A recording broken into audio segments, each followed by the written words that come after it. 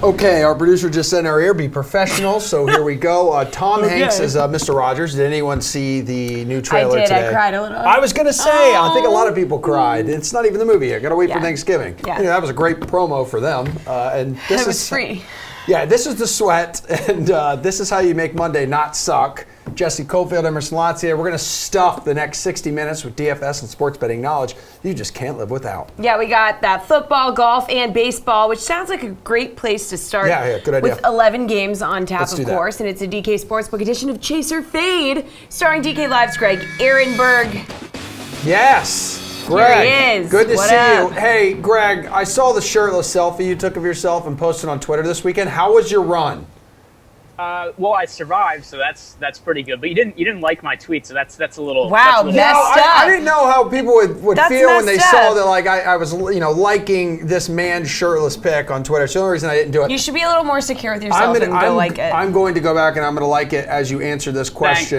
Thanks, buddy. But before we go on, you know what really bugged me about the trailer for the Mr. Rogers movie? What? Tom Hanks was not doing any kind of impression or anything. He was just Tom Hanks dressed in Mr. Rogers stuff. Like, he just sounded like Tom Hanks. Yeah, I mean, but Tom Hanks is that soft, gentle kind of man, much like a Mr. Rogers. Not Mr. Rogers. No, because Mr. Rogers is no longer with us, which is why Tom Hanks is playing him. Let's go to baseball. Daniel Ponce de Leon has been a nice find for the Cardinals rotation. He's on the mound tonight with St. Louis sitting as road favorites against the Pirates. But let's not forget here, Greg, that he's coming off his worst outing of the season. So I want you to chase or fade. The Pirates are actually in great shape as home dogs. So I think this is a fade. It's an okay spot for them, but I just think there's so many better spots to target for tonight. The Pirates have a 4.8 implied run total. It's kind of middle of the road in terms of the slate. They're right in the middle.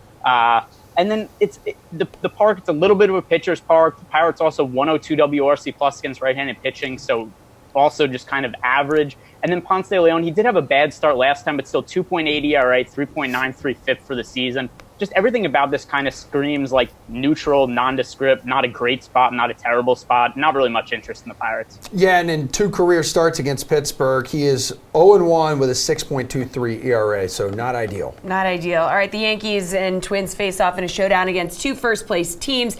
It's Sabathia versus Perez. The game has the highest total on the slate at 11, so chase or fade that this contest goes under that large total here, Greg. So I'm going to chase the under. I think it should be a pretty high-scoring game. Just the issue with that number is that it's such a high number. And the 2 starters on the mound, they're both kind of okay. It's obviously 2 really good offenses. And if we look at CC Sabathia, he has an ERA right around 4, probably facing a little bit of regression because the FIP's around 5. Except one thing about his outings is the Yankees generally don't let him work very deep into games. He's usually only going like 4 or 5 innings, like 6 if he's going really, really well. With that short leash, it kind of lends well towards Yankees games being a little bit lower scoring when he starts, just because the bullpen is so good. The Yankees bullpen is the 2nd lowest ERA in all of baseball, so it kind of piggybacks really well with Sabathia. He's older, they just get like 4 or 5 innings out of him and then go to the bullpen. So it's hard for me to see this game having like 12, 13 total runs scored. Did you see Voit get hit in the face with that ball this weekend? That was insane. Did you see the slow-mo of it where his face gets like distorted and his lip, it looks like it's about to fall off his face? Dude, I thought like, how does jaw not fall off when I saw it in slow-mo? That's what was spooky about it. But the good news is he cleared concussion protocol, and I mean, he stayed in the game. I mean, that's a dude like you definitely don't want to fight. But I just had to bring that up because I heard the Yankees, all that stuff. Well, the night's biggest favorite is the D-backs at home against Baltimore. Their team total is set at 5.5 runs. So I want you to chase or fade. Arizona easily hits that number against the lowly O's, who actually won 2 out of 3 against the Red Sox. So I'm going to chase this. The Diamondbacks offense is not really all that good, particularly against right-handed pitching. They have a 91 WRC plus against righties. So that's not really a strong advertisement for them scoring a bunch of runs tonight. But the Orioles stink. Like, they're so terrible. Their pitching staff is awful. Every game against Baltimore is almost like playing at Coors Field. They're giving up 6.1 runs per game. So there's just upside in any offense that's ever facing the Orioles. I don't think that the D-backs are going to be all that popular tonight as a stack, so I think that also makes them a little bit better of a GPV play. It's just a fate of the Orioles. Their pitching staff is terrible. The bullpen's terrible. They don't have any quality starting pitchers. So that leads me to like the Arizona Diamondbacks. All right, Garrett Cole has a 9.5 strikeout total at home against the A's. Now, Cole's hit that total 3 of his last 4 starts. Ooh. But chase or fade, he goes under 9.5 Ks tonight. So I'm going to chase the under. I don't have a ton of conviction about it, and his strikeouts have been ridiculous this year, so there's certainly upside for DFS. He's striking out 14.5 hitters per 9 innings. Just the issue I have is that Oakland's a really tough matchup. So the A's, they're one of the hardest teams to strike out for right-handed pitching, 21% K rate. That's 24th in baseball. And if we look at the worst game that Cole has had probably all season, it came against the A's. He only struck out 4 hitters against them. So kind of on the fence with the over-under, and I'm going to lean towards the under just because of how much he struggled against them last time out. Alrighty, Greg, please hang tight. I have officially liked that picture, by the way, on Twitter. It even told you how attractive you are. We're going to need your help, though, for tonight's Tiers contest in about 40 or so minutes. Our NFL team previews will continue next with a look at the Super Bowl losing Rams. But first, let's take a look at Reed T. Fowler's face. How's it, golf fans? Reed Fowler here, moving from our last major tournament to our last WGC event of the season, the FedEx St. Jude Invitational at TPC Southwind. Southwind will play as a par 70, measure close to 7,250 yards, and will be played on small Bermuda greens this week.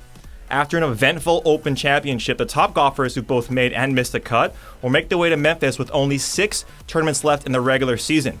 Most of the top golfers are in Tennessee. 46 of the top 50 have committed here, which includes Brooks, Justin Rose, Hideki, Bryson DeChambeau. I mean, you get the point. Everyone is here, including Rory, who had a disastrous opening round last week, but is the odds-on favorite to win here in Memphis. Daniel Berger, the winner of 2 of the last 3 St. Jude Classics, will not be in the field, but another 2-time winner and defending champ Dustin Johnson makes his way to the Volunteer State after a disappointing weekend overseas at Portrush. The field will consist of the 64 top golfers and will be a no-cut event this week. TPC Southwind is a tough test of golf, and the guys who've made the late Sunday journey will need to gear up as quickly as possible.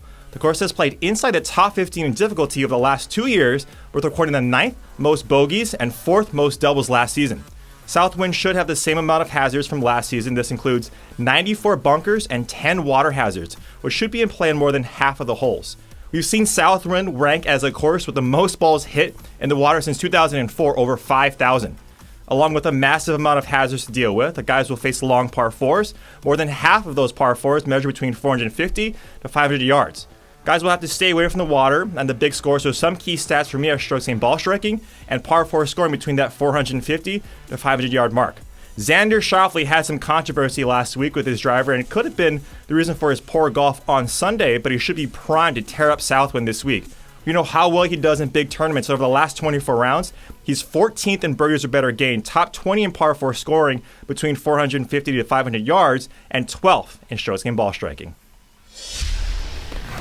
NFL training camp season is here. Yes! Just a bunch of super, muscular and sweaty bros just clanging and banging on the gridiron. I absolutely love this time of year. I love these guys as well. DK Live's Jeff Ulrich and Reed Fowler. Jeff Ulrich not eating anything in his place with his mic on. This is already off to a fantastic start. His food's just off camera. We have you here for a little fantasy preview of the Super Bowl runner-up Rams. So Jeff, DK Live's panel is predicting, and this is going to be a controversial one, I think. Yeah. Rookie running back Darrell Henderson will be the Rams' fantasy MVP this season. Not the first name that pops to your mind when you think of the LA Rams. So thoughts on this one? Look, I'm all about the hot takes here. So, I definitely don't mind going out on a limb and saying Darrell Henderson could definitely achieve this. I'm all about this. I think it was a great draft pick by them. He's one of the most explosive running backs in the draft. I think he was one of the best value picks at the position, too. And we know what the LA Rams offensive line can achieve with running backs. You just look back to last season. When Todd Gurley came out, C.J. Anderson and even Malcolm Brown looked good in this offense. So what is a guy with fresh legs, with a ton of explosiveness like Darrell Henderson going to do?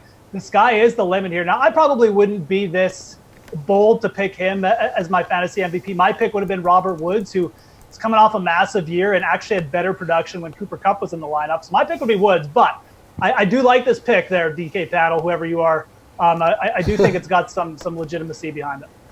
Reed, what's your take on this pick?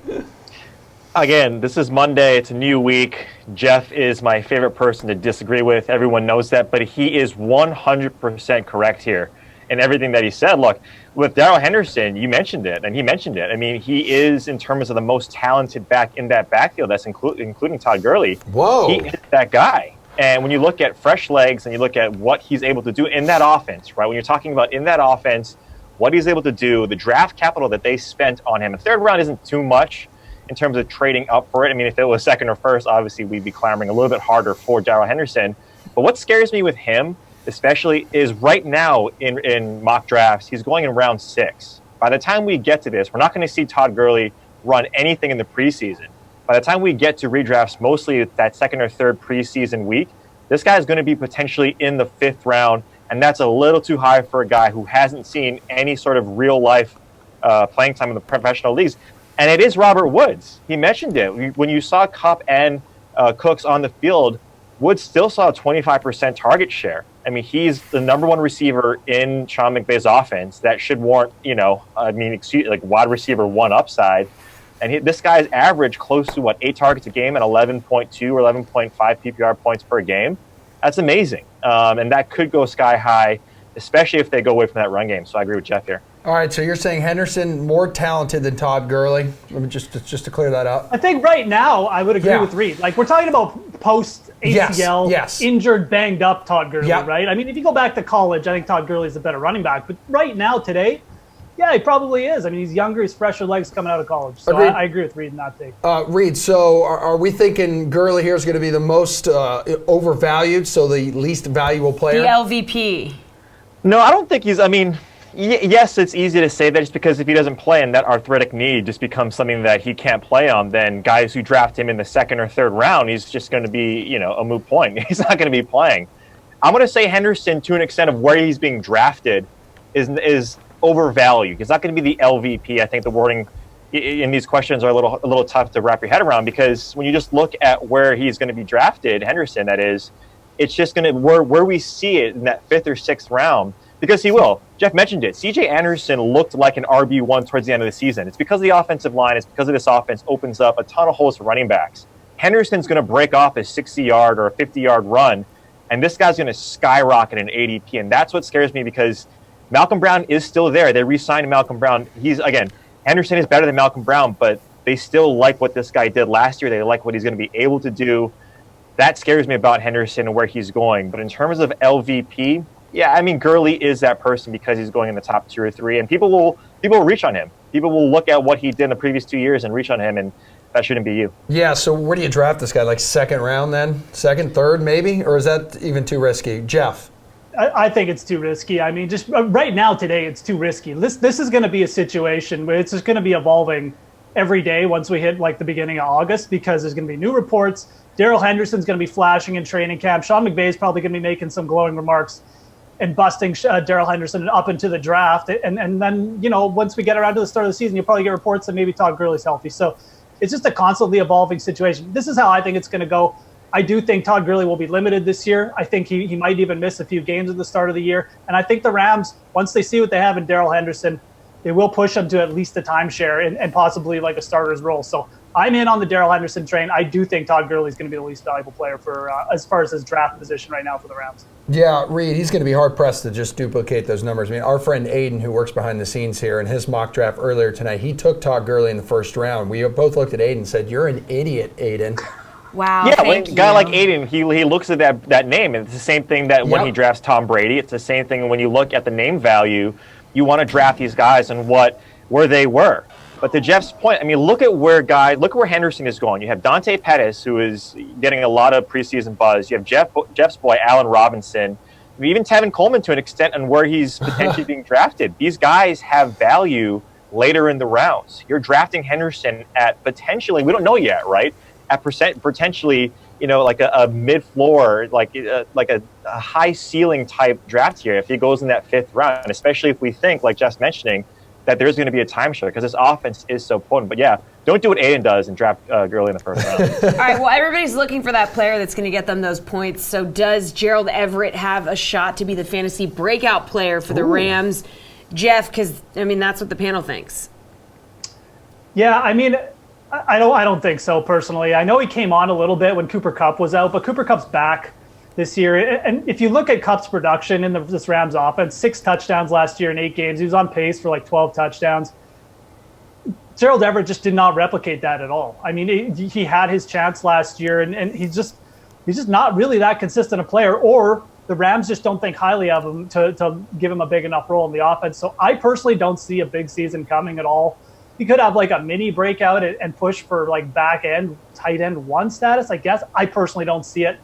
You know, if you're looking for a breakout player, it's probably going to be a name that you already know. I would have put Henderson here. That's the easy choice. But we already talked about him. So I'll say Cooper Kupp is going to have a big year, bounce back. He works so effective in the red zone with Jared Goff. And like I said, last year he was on pace for 12 touchdowns. So I could see a big season from Kupp. Reed, what do you think? Could it be Gerald Everett? Is he going to be the breakout player? No, he is the hybrid tight end that we see now, like Evan Ingram. You see these tight ends that look like receivers. Gerald is that guy. We saw him in a couple of spots show up. I think it was in that Kansas City game where they moved from Mexico back to the Coliseum. And Gerald Everett, you know, he did pretty well there, but everyone did well. And that's the thing about the Rams, is that each of these receivers can support wide receiver 1-2 numbers. And that's what's fantastic about the Rams offense. I'm actually going to say the guy who's calling the signals here, and Jared Goff. He, towards the end of the season, he didn't really show up, and yes, he lost the Super Bowl. And I think that goes a long way with a guy like Goff. If you look at what he was able to do in that first 11 weeks, I mean, he averaged a little over 21 or 22 fantasy points, and he threw for a ton of touchdowns. I mean, he had 7 or 8 multi-touchdown games. He finished like around QB1 or that fringe of QB1, QB2. But I think this guy could really reach those QB7, QB6 numbers where you're getting him probably in the 10th or 11th round because of what people remember him in the later part of the season. He really missed Cooper Kupp too. So, I mean, I would say if you're thinking about Jared Goff, Cooper Kupp, his status is back and looks good. Definitely bump up for Goff. All right, we're going to see what's cooking with the Seahawks with you two later in the show. And after Tara Lynn stops talking, we're going to preview the St. Jude Classic with you two. Tyrell and Azak here with your DraftKings Fantasy Flash. Hey, happy Monday, though it might not be the happiest for you Julian Edelman fans. The Patriots wide receiver is expected to be sidelined for about 3 weeks due to a left thumb injury per ESPN's Adam Schefter. Edelman was spotted at his youth camp over the weekend wearing a small brace, and it is uncertain how he hurt it. NFL Network's Ian Rappaport reported that the injury was described to him as mild trauma. With New England training camp opening this week, Tom Brady will be without another practice target in an already thin group. Gronk is retired, Josh Gordon suspended, and Sony Michel and Demaryius Thomas are on the physically unable to perform list. It's not ideal for the Super Bowl champs, but this could be a silver lining for TB12 and co. It will give them the chance to evaluate their less proven receivers like N'Keal Harry, Braxton Berrios, Dontrell Inman, and Maurice Harris. There will be plenty of reps to go around with Edelman out of the picture, so it's worth keeping an eye out to see if anyone steps up and takes advantage of the extra work. So Emerson finished second in our Open Championship contest. Just thought I would address that because yes, I knew I did. you would I do am it if I did. $15 richer. But that is in the past, okay? It's a new week, and there's a new tournament on the horizon. That'd be the St. Jude Invitational. Now here to talk about it is our dynamic duo of Jeff Ulrich and Reed Fowler. This used to be the St. Jude Classic, though, right? Or am I just an idiot? Okay, I'm going to straighten everything out. Please do. This used to be the WGC Bridgestone. Okay. But there used to be an event called the FedEx St. Jude Classic. Now, what they did, Thank you. They took the course from the FedEx St. Jude Classic and they moved it to where the WGC Bridgestone is, and they called it the WGC FedEx St. Jude Classic. So there you go. Wow. And More you know. Thank you. Thank you very much, guys, for clearing that up. We are playing PGA for better or worse, so should these golfers' opening odds for the St. Jude Invitational be better or worse? And after a disastrous Open Championship, oh, good grief, Rory McIlroy is the favorite at plus 1,000. What? Please. How do you feel about those odds, Jeffrey? Just I don't know what Jessie was. I don't know. We'll talk about it after the show. I think this is a little bit too high for Rory, to be honest. I think he should be a little bit lower in the odds. Again, it's really nothing about his form. He was coming in with okay form. I mean, obviously he had the decent result at the Scottish Open. He played well at the US Open. Then he had the disaster first round. You can probably write that off, and you can just think and say, wow, Rory's going to bounce back here, and he wants to show, get that embarrassment off his card. But he was probably partying with Shane Lowry a little bit after the win. He was in Ireland. I don't really know if his focus is 100% here. It really comes down to this for me, too. I just like a couple players behind him a little bit better. And when you think about it, Rory McIlroy is what, second or third in the world right now? Why isn't the number one player in the world the favorite here, who's in just as good, if not better form? So I think these odds are actually a little bit high on Rory. Reed, let me think here. TPC Southwind, right? So we tied for 7th in his last trip to Memphis. That was all the way back in 2012. Yeah. Well, when you look at, like Jeff was mentioning, the Bridgestone, Rory won that event, right? So at this time, that's like sort of a misnomer. The FedEx St. Jude probably didn't really see Rory since he was, like you mentioned, way earlier in the season. But to Jeff's point, why the number one golfer isn't at the top of the odds is because this is not a major. And he's already come out and said he doesn't practice, he doesn't care about the non-majors, which he kind of should, right? He's number one in the FedEx Cup standings. If he wins this, I'm talking about Brooks here, we'll talk about it in a little bit, he could solidify his spot and not have to play the first 2 events and still, and qualify for the Tour Championship. But Rory he's going to be the betting favorite. We all saw the emotion, the raw emotion. This is kind of to what we see with the Cowboys, the Lakers, these public teams, is that when you have a public sentiment like Rory McIlroy, where he's popular everywhere, he mentioned it, people are going to bet on him just because they bet with their hearts and the sentiment. Why he shouldn't be there, and to Jeff's point, we've seen guys like Fabian Gomez and some other guys win at this course. So it's really, we see Dustin Johnson win here, so the top guys can easily win at this course, but this is a different event. To Jeff's point, the guys that are coming over from the Open Championship, which Rory came here a little early, are probably going to be a little fatigued. I don't mind it, but clearly there's guys behind him because he's the top at this board that we're going to like a little bit more. All right, Reed, what about Brooks Koepka at plus 1150 here? No, I know Jeff's going to mention him in terms of why we should bet him, but to Jeff's point, the guy that's a little bit further behind him is Justin Thomas. I think when you look at tee to green, which is what you really need here in short game ball striking, this guy comes in top form. He's just not putting. I think he finally went back to his old putter. When we saw him not gain strokes putting over the last 7 tournaments or so, I think he's using a blade, and he went back to this mallet putter, and finally we saw him sink some putts. But again, he was around the tournament. At Thursday, Friday, you didn't really see him around, but Sunday, he was at that -6, -7 making a charge. Shane Lowry just ran away with it. So at plus 1,600, I'd rather go with JT as opposed to Brooks because, again, we just haven't seen it, which is weird to say. We haven't seen Brooks have successful tournaments outside of the majors. This is a WGC. It's a little bit different, but I'm passing here. Jeff, he's yet to miss a cut in 5 starts at TPC Southwind, and he owns a pair of top 3s, too. Yeah, I kind of like Brooks this week. Like I said, I think he should be the betting favorite for sure. He's got a pretty good record at this venue. We saw Ballmer and Dustin Johnson win last year. Brooks and Dustin Johnson profile pretty similar in terms of type of golfers that they are. And, Reed mentioned Justin Thomas. I don't hate that bet, I guess. You're getting better odds on him. And he's definitely taking a lot of heat. He's bet down in certain places earlier in the day. He's sitting around 15 to 1, probably 14 to 1 in certain places. I'm not sure what he is on DK Sportsbook, but I don't mind betting Brooks Koepka over Justin Thomas this week. I know some people are like, it's not a major, Jeff. But look, Brooks wins regular season events. He won the CJ Cup. He's won in Phoenix. Like, he will eventually start winning more of these regular season events. And this is a pretty big event. This is a WGC. It's extra prize money. If Brooks probably wouldn't mind winning Player of the Year, stuff like that, wants to solidify the number 1 ranking. There's lots of reasons why Brooks Koepka will show up this week. And I like the record on the course. He was top 5 strokes gained tee to green last week. I think he should be the betting favorite, and I really wouldn't put anyone off him at over in double digits or over plus 1,000 this week. Okay, Jordan Spieth's in at plus 3,500. How do you feel about that one, Jeff? He looked really good in the Open through the first 3 rounds, and then had that 77 on Sunday. Give me a break, Jordan. Yeah, okay, that's fine. Look, he's a good Open player. He's a really good legs player. I'll give him that. But his ball striking is terrible. It's still terrible. He was all over the place. I honestly don't know how he got himself in contention. And I say that seriously. I don't know how. He's so inconsistent. I would not want to take him at this course.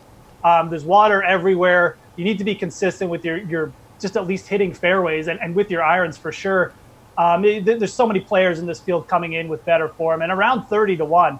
I would much rather take a shot with either Bryson DeChambeau or Jason Day would be the guy I would really want to take a shot with, who was trending really well in ball striking before the disaster happened on Friday. But don't forget, Jason Day was working on a bogey-free round before that happened. So I think there's multiple players in the 3,300 range that I'd rather take a shot on with Spieth.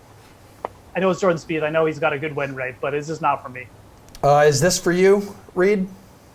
No, it's not, and I agree with Jeff's sentiment that give me a break here. I mean, of course he's going to be at this number because this is a WGC event, top 64, and I'll give you kind of an insight into his ball striking. He's 60th of the last 6 tournaments in ball striking, so he's 4th or 5th to the last spot there.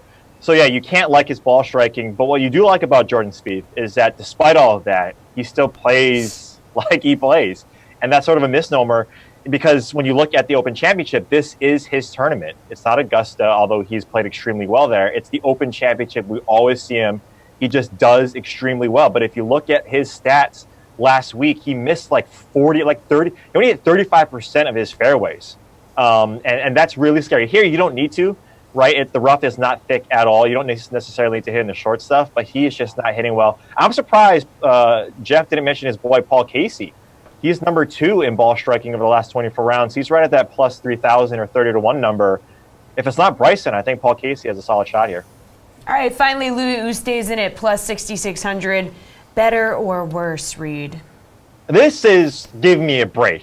I mean, come on. I know Jeff's going to lament that this is a strong player and he's got worldwide events that he's won in, yada, yada, yada. When was the last time this guy won an event? I'd actually think that Spieth is a better bet than Louis at plus 6,600, just because I haven't seen it from Louis. Yes, he shows up in these bigger tournaments. We always say it with Louis, that if it's a major, he is good value. I just haven't seen it yet. Ball striking is not there. And the win equity, even though he's at plus 6,600 and this is a no-cut event, I just rather go elsewhere at that high number. I think Max Homa is someone that, I think a lot of us have been on just the ball striking with him has been there. Hao Tong, even though he didn't play well last week, I'd rather go there. Louis is just, come on, give me a break. Jeff, you out on Louis too? No, I'm in on Louis. Give me a break. Ooh. Louis won the South African Open in December. He's got more wins over the last year than Jordan Spieth, who's got 0. So nice try, buddy. Honestly, look at the odds and in the range where Louis is. I actually don't mind him this week. He was high up in greens and regulation. Pretty good ball striking numbers at the Open if you take a look at it. So, yeah, his ball striking numbers over the season have not been great, but he has been trending pretty well. I mean, top 10 at the U.S. Open, battled hard over the weekend for a T20 at the Open. He's trending in the right direction. And when you look at the other players in his odds, like Billy Horschel, Andrew Putnam is better odds than Louis. Give me a break. I think this is actually pretty good value if you can get it. So I'm in on Louis this week for DraftKings. I'll take Billy Horschel and you'll take Louis Oosthuizen. How about that? I'll give you that bet. Okay. Great. Is this right. the bet? Is this the Great. whiteboard bet that we're doing this Whiteboard week? bet. We'll take it. All right. Okay. Mark tape, everyone. Thank you, guys. We'll see you in a little bit. So much more coming your way right now. I go one-on-one with Ryne Stanek and Mike Francesa. He joins the program. Are you talking to him? Yeah, that's going to be coming up, though, after the Pat Mayo experience. So if we go 20 to 50, the next range, we got guys like Xander at 20, Cantlay and Fleetwood, and Rose at 22. Rose is cuss one and done this week, by the way. J-Rowe, cool man J-Rowe, 22-1. Stenson's at 25. Imagine. Then you got Spieth and Scott and Day at 30. DeChambeau and Hideki and Finau and Cooch all at 33. Reed, Louis, Casey, Webb at 40-1. That's where the cutoff is. I have 2 bets in this range. Like you, I have bet Mr. Bryson DeChambeau, and I don't feel great about it now that the world is on it, and this is not on bentgrass, his preferred winning surface over the years. I also bet Hideki. So there's a couple guys in this range that when we look at them, you have to consider the type of format that we're in. A WGC, there is no cut, and they're going to have all these rounds. Xander has proven he is a guy who can win a no-cut event, likes a no-cut event. Justin Thomas is another one. Really enjoys himself in no-cut event, as does Hideki. Hideki also plays really well at no-cut events. And Hideki, outside of last week, he's crushing it right now. And we kind of forgot about it. And these are the same odds that we're getting all the time. Crushing it. And it's not like he had to stick around and play the weekend. And it's always nice. I didn't end up betting Hideki last week, so there was I didn't hit a winner regardless, but there was peace of mind when his Friday went backwards, at least for me, because he's always a guy that I think about. And I love Hideki in this I never want a part of him when they make him like 16 or 18, but you cross him over 30, he always has my attention. Doesn't really bring the win equity that I want, but I would like him. Him and Xander are guys that I would be thinking about. I've already bet on Bryson. I think Xander is a killer. I think he's got a chip on his shoulder now. I think he's fresh and ready to go. He is a player who I have pegged for one of these end of season wins. Yeah, I mean, he's already won the tour championship. So I think everything coming up sets up well for him. 20 is shorter than I had hoped. I have seen some 22s, not really a big difference. Is this a week to, now that he actually is playing for consecutive weeks for the first time in like 25 years, and he killed everyone last week, we're now getting Adam Scott at 30-1? Yeah, essentially the same number he went off at last week, a favorite of many people. I don't know. I don't know. I'm shocked, as I joked on Twitter. I can't believe he finds like Memphis acceptable enough for his like body to walk through. All right, back here on DraftKings' nightly show we call The Sweat, and we're adding one more to the party. More the merrier. Ryne Stanek of the Rays, we appreciate you hooking us up with a couple minutes of your time, dude. Hey, no problem. Glad to be here. All right, so you've been an absolute machine this year, one of the busiest pitchers in the American League. And I'm talking like 41 appearances, 27 of them counting as starts as you played the opener in those situations. Now, you're less than 12 innings away from a career high, and it's only July here. So what's the adjustment been like for this increased workload? Not really a whole lot. Like, I've thrown over 100 innings in some seasons before. Like, granted, they were all as a starter, but just doing what I can to take care of my body and do things the right way so I can be ready to play every day. How do you think this opener concept, though, has changed the way the team has approached pitching? I think it just kind of shifted the mindset. Is outs are outs no matter where they are in a game, and like important outs at the beginning of the game are still important outs, and it kind of just strategy from the get-go as opposed to just go, all right, well, we're going to play matchups as soon as the starter is done. We can play matchups kind of right at the beginning and go from there.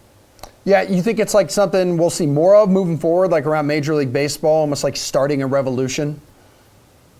I don't know about a revolution, but I definitely think that it's something that will, I think, continue to be seen across the game. And as you can see, like throughout the course of the year, like teams are starting to do it more, and like teams did it last year, and you can see the other teams definitely implementing it this year. The Yankees are doing it, and a bunch of teams like across the league are either trying to do it more or have at least tried to do it a couple of times up to this point.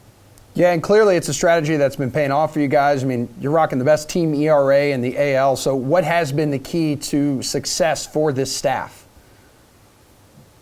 I think for one, it's the talent on the group. Like it's a really talented group, and everybody knows what they're capable of, and not scared to be themselves, not scared to pitch the way they know that they need to be pitching just so they can be successful. It's just kind of like the total body of work. Like everybody is pretty confident in what they're able to do, and we face a lot of really good lineups, and everybody just kind of stays in attack mode and stays in their game plan and knows kind of what their plan is, and they stick to it.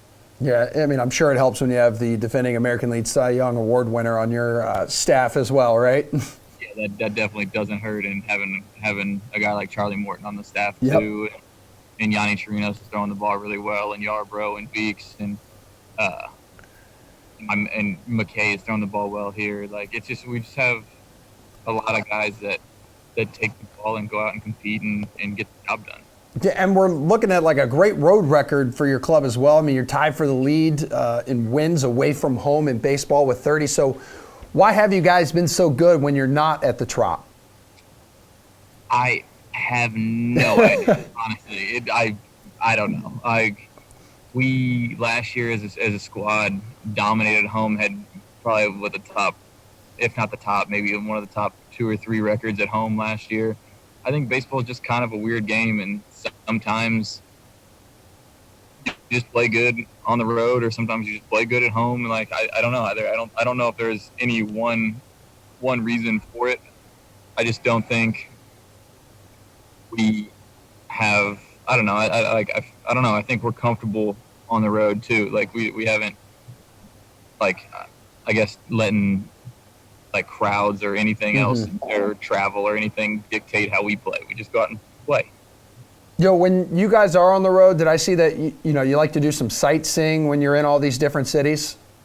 Yeah, sometimes. Like, it just depends on off days and where we've been and what we like what we have time to do. In San Francisco, we went out and saw a park, like one of the state parks, and checked out some sites and did some things. And like, I mean, it just kind of depends on where we're at. Sometimes in New York, we'll go out, walk the city. I don't know. Like, some people shop, some people. It just kind of whatever you need to do and whatever you like to do. Everybody just kind of tries to enjoy themselves when they can, whenever we get a little bit of time. Yeah, that's right. I mean, you guys don't get too much like free time, and considering you play baseball, most of the year, you got to kind of like chill out for a little while. I get it. But you are one game out of the wild card. So how much are you scoreboard watching right now? I don't know. I wouldn't say a lot. Yeah. I mean, definitely going to be aware of it. You can't not. If you're playing and trying to get to the playoffs, you can't not notice. But I mean, we got to take care of ourselves first and foremost, and take care of our games. And if we don't go out and play well and don't win, then it doesn't really matter what everybody else does. If we don't take care of ourselves, like it's not gonna matter. Yeah, I don't think your manager Kevin Cash has to stress how important this 3-game series against the Red Sox is starting tonight, right? I mean, 2 behind you in the wild card race. Yeah, for sure, and it's awesome. They're the defending champs. Like, they're a good team, and they're right there with us. So yeah, this is definitely going to be an important series for us. And, turning the clock back here a little bit, originally drafted by Seattle in 2010 while still in high school, but decided to, head to the University of Arkansas. How much did you consider heading straight to the pros and just bypass college overall? I thought about it a lot. Honestly, I did. The decision wasn't fully made until probably 2 minutes, 3 minutes before the deadline window. Wow.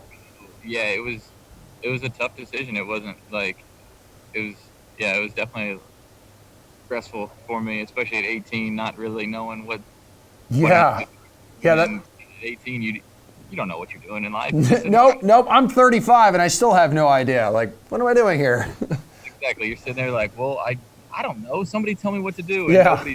Nobody's got the right answer. So you just sit there and make a decision and hope for the best. And I mean, it's worked out pretty well for me so far. I can't really complain. Yeah, for sure. And I mean, I know none of this is new to you, but I mean, after your time with the Razorbacks, you get scooped up in the first round by Tampa Bay. Describe the added level of pressure being a first-round pick, or maybe there wasn't any. I know, you mentioned 18, trying to make the decision going to college. I mean, but you are that first-round pick, early 20s. A lot of pressure on you? I think it was early, and it wasn't from anybody but myself. It was more pressure that like I put on myself to be better, and I started off hurt. So like, it was one of those things where like, I kind of got to the point where I'm like, I was a first-round pick. I'm hurt. I'm not playing. Like, I got to get on the field and like and really ball out. And once I took a step back and go, okay, just do what I need to do, get my work in, and then everything on the field will take care of itself. Everything kind of slowed down. I was able to relax a lot more. But initially, it was pretty stressful. So you took to social media the other day saying you can't take Baker Mayfield seriously. So what does he have to do, in your opinion, to be taken seriously as a franchise quarterback, or is there nothing he can do? Shut up for about 5 years and win some games. First of all, he's just been in the league 5 minutes. He doesn't know anything about the NFL. And for him to critique teams, just be quiet and play. He hasn't done one thing in this league. Not one thing. First, win some games. The problem with these players now is they get paid before they win, and they talk before they play.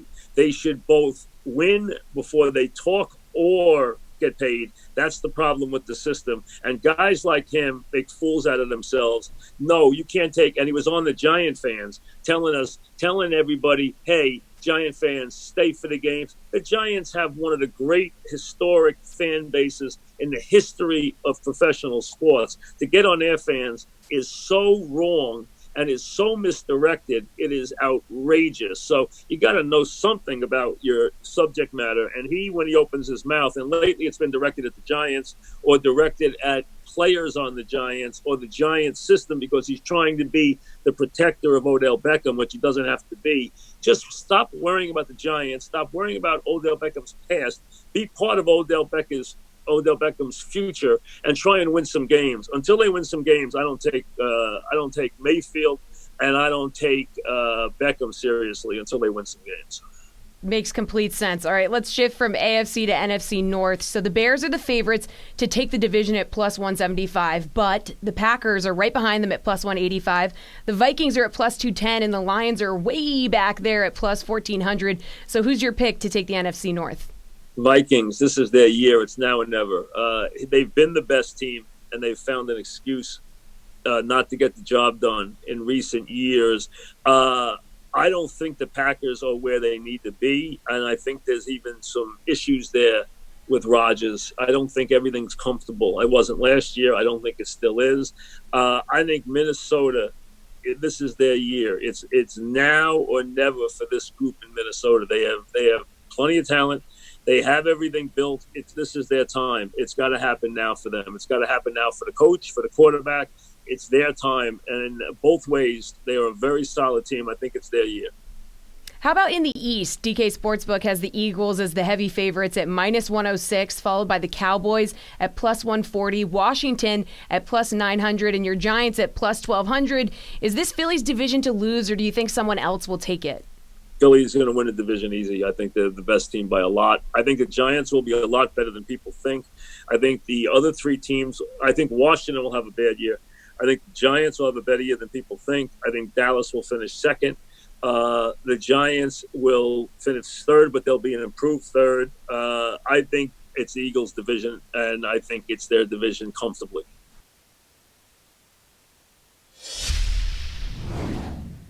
All chatter coming with our NFL team previews. Staying inside the NFC West with the Seattle Seahawks. These two need no introduction, but we'll do it anyway. Jeff Ulrich and Reed Fowler. Okay, I'm going to ask the first and third questions in this segment.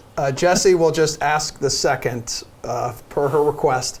Reed, DK Live's panel is predicting the Seahawks fantasy MVP will be none other than Russell Wilson. Wow. Is there actually another choice you could go with, though? No, but I do appreciate Ulrich not being ready with his mic. So now we're back to normal. This, like, before he was ready. It was weird. Didn't it feel weird? It surprised me. I thought he was going to keep talking. Okay? Exactly. No, I mean, Russell Wilson, he's not going to be the MVP for me in this season on the Seahawks. I think this is an interesting team, right? With Schottenheimer at the helm, an offensive coordinator, the most run-heavy team. A lot of these guys, it's an enigma on where they're going to potentially go. But I got Tyler Lockett, and I say that with a little, skepticism because we've seen Tyler Lockett be extremely efficient. Last year, it was every 6 catches, he scored a touchdown. That efficiency was tethered with Russell Wilson's efficiency, both looking for regression when it comes to this point. But with Tyler Lockett, when you look at that TD regression, with Doug Baldwin not there anymore, I think you're going to see a lot more targets, that's not rocket science, going towards Tyler Lockett. And when you look at where he performed the best, it was in the slot. He saw 60% of his snaps come in the slot. That's where that money spot is on the offense. I think they have to go with a little bit more pass run ratio as opposed to just being totally overweight on the run department. So with that being said, I think Russell Wilson not being overdrafted like his efficiency should tell us, and Tyler Lockett is probably around that 5th or 6th round ADP, but he's going to be my MVP. Yeah, it's a good point because Wilson passed for just, 427 attempts. That was number 20 in the NFL, 20th overall in the NFL last season. That's a good point by you, Reed. Jeff, can you make any good points about this? Yeah, I mean, look, here's the thing about Russell Wilson and why people are kind of down on him, and I get it. It's just Brian Schottenheimer. It's the offense. I mean, he basically threw for the fewest yards per game in his career last year, and he also rushed for the fewest yards per game in his career as well. But 35 touchdowns on like basically the lowest pass attempts in the NFL. It's amazing how efficient Russell Wilson is. He might be the best real-life quarterback in the NFL. That's how efficient he was as a passer last year.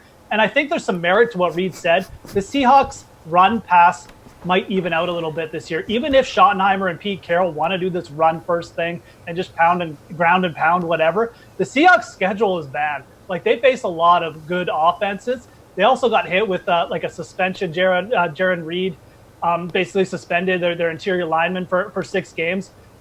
It's not a good thing for the Seahawks. If their defense goes down the drain, they're going to be behind a lot of these games. Russell Wilson's going to be playing catch-up, which is a great thing for fantasy. I think for Russell Wilson, his floor is probably at bottom 10th to 8th for as far as coming in at QB. But with the talent there's always a chance Russell Wilson can push into a top 5 position for fantasy, even in a run-first offense. Wilson's been efficient, too. It's not just last year. This guy's been efficient for the last... That's what I mean. Like, he might be the best quarterback in the NFL, and I don't say that lightly. And he's going right after your boy Kyler Murray, so who would you choose between the two? Ooh. I would still take Kyler Murray. Yeah. Okay. Well, Jeff, the panel predicts that Chris Carson will be the LVP, meaning a player who will be overvalued. Do you think that will be the case, or do you think it's going to be somebody else? Yeah, I mean, look, the Chris Carson thing, everyone tried to write him off last year, and he kind of came back from the dead, even though there was like 4 running backs behind him who might have been all better. But I think this year the jig is going to be up. It just comes down to Rashad Penny's better. Chris Carson is a good grinder. He holds on to the ball. Good. He's in there because Pete Carroll likes him. Let's just be honest. He really has the favor of the coaches. I do think eventually, though, talent always wins out in this situation. Rashad Penny was drafted highly. He's better at basically everything than Chris Carson. It's not that Chris Carson is terrible or can't do his job. It's just that he's just not as good as the guy coming in behind him. I think the Seahawks kind of started to realize that towards the end of the year. And I think that people who draft him, there's just such a good chance that he's going to get overtaken this year. And he's not really like an explosive running back that unless he's getting those 20, 25 carries, he's really not that good for fantasy. Reed, who is going to be the LVP? Is it going to be Chris Carson? Is it going to be someone else? Is Jeff crazy? Well, Jeff's crazy, but he does have a point there. When you look at Rashad Penny, just in terms of draft capital and how teams usually run, is this guy was drafted surprisingly. It surprised every single pundit or analyst that Penny went this high in the first round. The Seahawks clearly saw something. Schottenheimer and Pete Carroll clearly saw something with this guy. And so I don't think he's just going to go into oblivion. Thank God they got rid of Mike Davis. And so you'll see Penny solidify that RB2 number and RB2 position. And if Carson goes down, which we've seen that, right? He's had some work done on his knee in the preseason. Then this could be a very, very intriguing pick in Rashad Penny because he's not going that high, right? He's been drafted in like RB 32 or 34 range. I would say it's DK Metcalf. And no one's valuing this guy as an receiver 1, but he's not going to step into this wide receiver 2 role and take the place of what Tyler Lockett did to what Doug Baldwin was doing. I just think when you look at just his intangibles, he can clearly outmuscle anybody. He can win 50-50 balls. He's probably Emerson's favorite guy because he has 2% body fat. Yeah. This guy's fast. He's one of the fastest receivers that we saw in the combine. He's going like round 9, so he's not huge. He's not valued that much. But I just don't think that a guy like DK Metcalf presents a ton of value. We saw David Moore as that wide receiver 3-4 show some value, but that was also, again, with Russell Wilson's extreme efficiency. I just don't think that that's going to be the case for DK Metcalf. I think receivers, when they come out as rookies, it's tough. And so I just wouldn't be – there's Portland Sutton's around there. There's other guys in that price range that I'd rather go to if I'm going to take a chance on a receiver than DK Metcalf. So, yeah, it sounds like you expect him to be the fantasy breakout player. You talking about Rashad Penny? No, DK Metcalf. No, sir. That's Jeff's. Wow, wait. Rashad Penny, isn't this what we talked about earlier? This running back you told me to draft last year, and he never played, and he was overweight and out of shape. Here we go with loose lips, Lotzia, taking things out of context. I'm going to talk to Jessie here, and everyone's listening. Yeah. No one was drafting Rashad Penny high in terms of what that offense was going to do. What I do like about Chris Carson, going back to that original question, is that Rashad Penny came in as that potential RB1. Right, Royce Freeman was another one in Denver who came in as that RB1. And then guys like Phillip Lindsay and Chris Carson beat them out in terms of what all of that was going on with those two running backs. And so Chris Carson is someone that I'm still looking at. I mean, he had over 1,100 yards rushing last season, a ton of carries. but it's Rashad Penny. I think if you just look at where he's being drafted and what they want to do with him, I think in terms of a breakout season, because we didn't see virtually anything, even when the times got tough for Carson, he didn't come in. He's a guy that if you can get him in those 7th, 8th, 9th round of drafts, I think he presents some upside, especially if Carson, that knee gives him trouble early in the season. Jeff, who would you say is the fantasy breakout player for the Seahawks? Who do you expect it to be? I mean, I expect it to be Rashad Penny, too. It's a player who averaged over 5 yards per carry after week 4 last year. He's way better in the pass game than Chris Carson, too. So, I think I get the idea why people are high on DJ Metcalf, and there's some potential here. The thing about DJ Metcalf is I don't think he's going to work as just a traditional wide receiver. He reminds me a lot of Cordell Patterson, and if you give him the ball on end arounds, if you give him like 3 or 4 bubble screens a game, he's probably going to be really damn effective. He's a great open field runner, obviously a big guy with a lot of speed. But as a traditional receiver running like crisp routes, it's probably not going to work out. So it all depends on how the Seahawks use him. I have much higher hopes for Rashad Penny for fantasy. Like I said, the Seahawks are down. I think it could really benefit Penny just getting in there more for the passing snaps. So I take Penny over Metcalf, but they both definitely have some breakout potential. I mean, Jeff, you think like Metcalf can be kind of like the next Calvin Ridley? You know how he kind of bursted onto the scene last year, or is this quarterback play going to kind of hold him back from that because they could be more run heavy? I don't think his quarterback play isn't definitely not going to hold DJ Metcalf back. He's not really the same player as Calvin Ridley. Calvin Ridley's a much better, like just pure receiver, deep threat, deep route receiver than DJ Metcalf, who I know obviously did pretty well in college, but it's just such a different game. So if you're looking at Metcalf, like I said, either he's going to be used as like a one-trick pony, just like the odd bomb per game, or the Seahawks are going to be really smart about it and get him involved in these short bubble screen passes and let him do what he does best, which is run in the open field. So it's all going to come down to how he gets used. I think, like I said, the potential is there for him to be a very effective, potentially wide receiver too. But if the Seahawks just throw out there and get him running traditional routes, it's not going to work out, in my opinion. And he is in the right spot. I mean, when you look at Russell Wilson, he's one of the most accurate passers in the NFL, right? And so when you get a guy like DK Metcalf, he clearly looks the part. I mean, he's amazing in terms of his top end speed, and he has the ability to win. Like I mentioned, these 50-50 balls. And so when you need someone in the end zone or the red zone, if it's not Chris Carson, who had the 5th most red zone attempts inside the 10-yard line, you're throwing it up to DK Metcalf. I mean, I think we all saw what happened when they tried to throw the ball in the red zone, the Seahawks is, and it just doesn't work with these smaller receivers. And so the reason why they take this guy early in the draft is because they potentially want to use him. It's just rookie receivers. It's tough. I would say this. I think David Moore has a better chance of being a breakout receiver for the Seahawks than DJ Metcalf. If I had to really choose between the two, I'd take David Moore. Okay. Wow. Really good stuff. Good debate. Really good stuff We today. like that debate from you love too. Love it. Really love it. Jeff, are you growing your hair out? I like it. I'm here for growing this hair out. No. You're not? Yeah. All right, let's get a fresh shave for tomorrow here, bud. Okay, Emerson. All right, maybe you could touch up those grays. You two have a great night. We'll wrap up the show with MLB Tears of Joy next. Tyrell and Azak here with your DraftKings Fantasy Flash.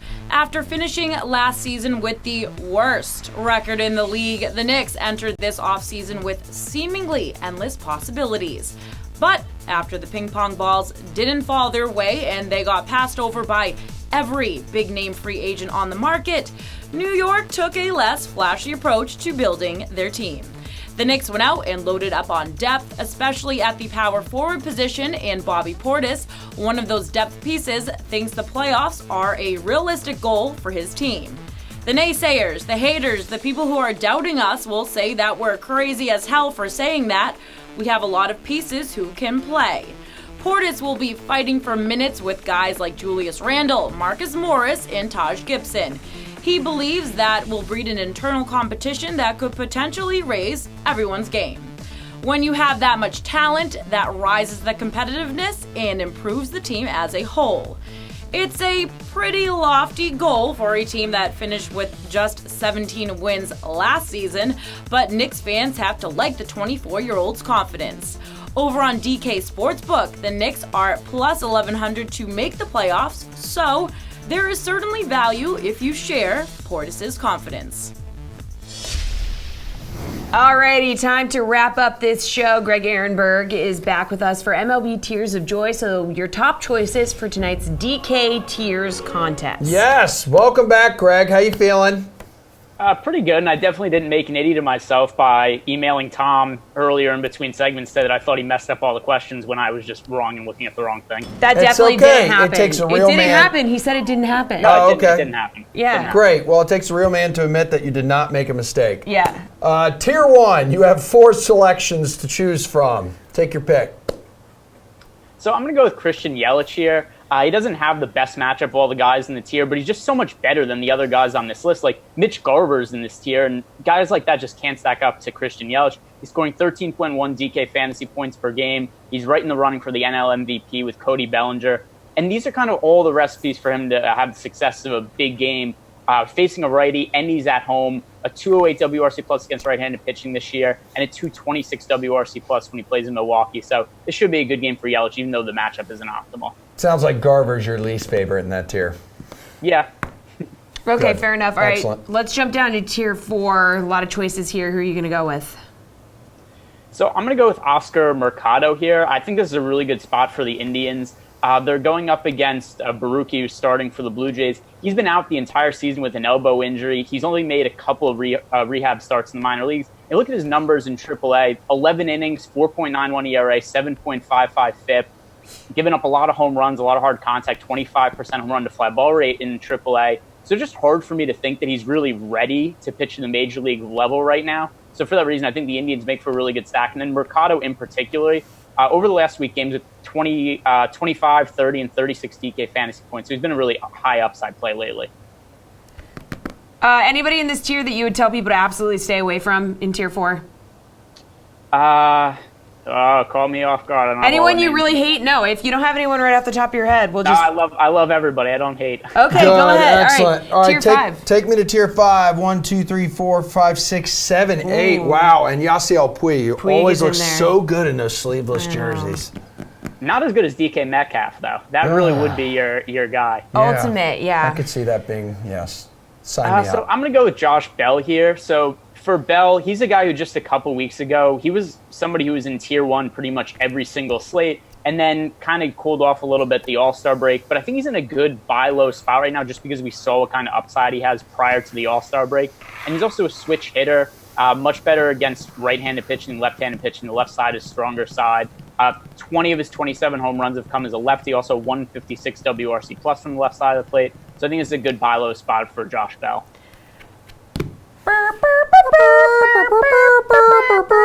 Tom, which game was that? Washington, Colorado game has been postponed because of rain. Okay. Could I deliver some second breaking news? Yes. All right, so second baseman for the Brewers, Keston Hiura, has been scratched from the lineup. So breaking news a la Greg Ehrenberg. Greg, we didn't get your trumpet breaking news. Thank you. Okay, tier 6 now. That's where we're going to. It's the final tier that we're getting to pick from you, so make it a good one. So I'm going to go right back to the Indians with Francisco Lindor. Some of the same logic applies with stacking the Indians and how I think that Baruki could struggle a little bit coming back from the elbow injury. The other thing, too, is I just think Lindor is too good to be in tier 6. He should probably be a few tiers higher. And it's not like he's been all that bad lately. Since the All-Star break, he's been pretty solid, at least 11 DK fantasy points in 4 of his last 6 games. He homered last night. So I think that Lindor, another guy who's probably priced a little bit too low. This is it. Don't get scared now. How about that slate-approved pick? So you're locked for this entire slate. So I'm going to go off the board a little bit here and say stack the Marlins. So this is kind of a weird case of like a stoppable force against a movable object because we know that the Marlins offense stinks. But on the other side of the mound, we've got Ivan Nova pitching against him. He's a 5.86 ERA. The FIP is kind of right in line with that. It looks like he's rightfully been giving up a lot of runs. He's just not any good. And then the other thing, too, is the wind is blowing out. So we're kind of looking at bad offense, bad pitcher, something has to give. And I think the wind has me leading a little bit towards the Marlins side of this game. I would like to add that the Marlins not in Julian Edlow's top 5 stacks on the DK playbook. So, Greg, wow, we'll see how this one plays out. Yeah, we will. We will. Good job by yourself today, though, man. Yeah, awesome stuff. Thanks. I don't know what to make of nobody want to come on with me. Is this a thing where No, it's No, not it has you. nothing to It's do are with not they you. afraid of me or just does No, nobody like it's me? because of that picture you tweet out, but don't worry, we have both liked it and It's replied not. to it. Yeah, commented that on it. wasn't it. Actually, it at all. Not it at all. Okay, all right, okay. great. But Thanks, dude. the sweat will be back tomorrow. We're going to talk to Mets ace Jacob deGrom, Twins infielder Jonathan Schoop. Yeah, dude. So a lot of big, people on the show. Big day tomorrow, Yeah, man. so definitely And we got to tune come in early. Yeah. Well, on time. Okay, we'll see you at 6 tomorrow.